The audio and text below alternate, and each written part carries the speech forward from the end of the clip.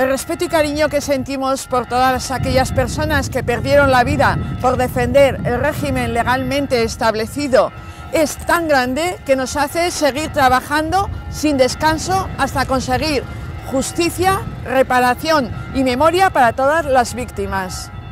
En este lugar, donde solo se rindieron honores a los ganadores de la guerra, nos reafirmamos en nuestro trabajo y en decir que es necesario una resignificación de este edificio, del edificio dedicado a los caídos, y una reurbanización y una rehabilitación de todo el entorno que está realmente infrautilizado.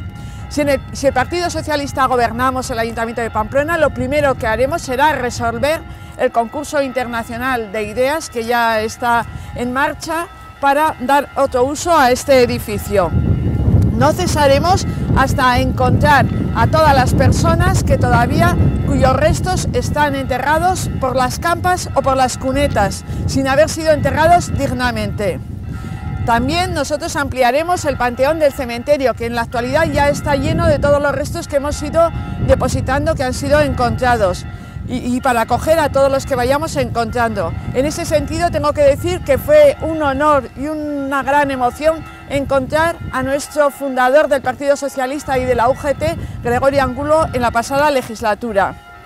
Además, nosotros trabajaremos para recuperar la antigua puerta de la cárcel y ponerla donde estaba la antigua cárcel. ¿Por qué? Porque era desde esa cárcel de donde salían muchas personas para ser fusiladas.